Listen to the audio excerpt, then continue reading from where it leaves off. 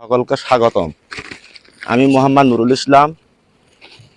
এই দীর্ঘ 18 বছর যাবৎ মৌমাছি পালন করি। আলহামদুলিল্লাহ, বক্সের মৌমাছির কোয়ালিটি ভালো, কিন্তু আবহাওয়া ভালো না থাকার কারণে, ঠিকমতো সূর্য না ওঠার কারণে মৌচাষিদের এবছর করুণ অবস্থা। মাঠ ভরা ফুল থাকা সত্ত্বেও ঠিকমতো মধু সংগ্রহ করা হচ্ছে না, যেহেতু আবহাওয়ার কারণে। একটানা যদি এক সপ্তাহ রৌদ্র হয়, বক্সে যদি ভরপুর মৌমাছি থাকে, এগেরেট মধু হারভেস্ট করা সম্ভব হয় ইনশাল্লাহ। মানে এই বক্সের ভিতরে কয়টা আছে? এই বক্সের ভিতরে 8টা চাক আছে। 8টা, এই দেখেন 8টা চাক আছে। কোয়ালিটি এখন কেমন? আলহামদুলিল্লাহ, এখন আপাতত ভালো, যেহেতু ঠিকমতো রৌদ্র হচ্ছে, এজন্য ভালো। এই নূতন চাক দেখেন, চাকে আলহামদুলিল্লাহ ভরপুর মধু উঠাইছে। ধন্যবাদ।